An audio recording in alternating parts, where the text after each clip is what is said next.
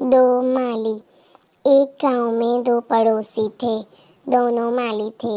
दोनों के पास अपने अपने बागान थे और वे उन्हें तरह तरह के फलों के पौधे उगाते थे। यही बागान उनकी जीविका के साधन थे। उनमें से एक पड़ोसी बहुत सख्त था और अपने पौधों की ज़रूरत से ज़्यादा देखभाल करता था।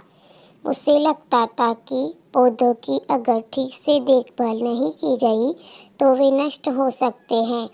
लेकिन दूसरे पड़ोसी पौधों की प्राकृतिक रूप से विकसित होने देने पर विश्वास करता था।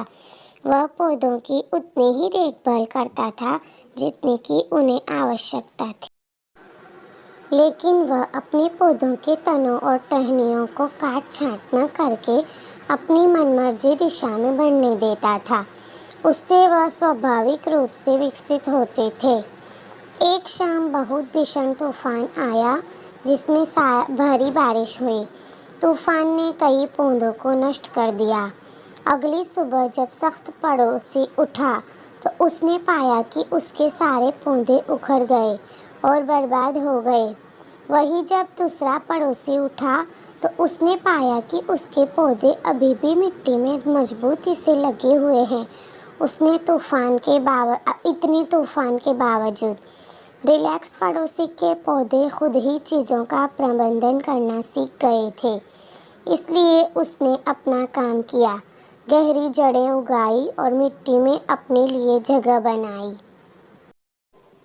इस प्रकार यह तूफान में भी मजबूती से खड़ा रहा, जबकि उस सख्त पड़ोसी ने अपने पौधों का ज़रूरत से ज़्यादा ख्याल रखा था। लेकिन शायद वह भूल गया सिखाना कि बुरे समय में खुद का ख्याल कैसे रखते हैं।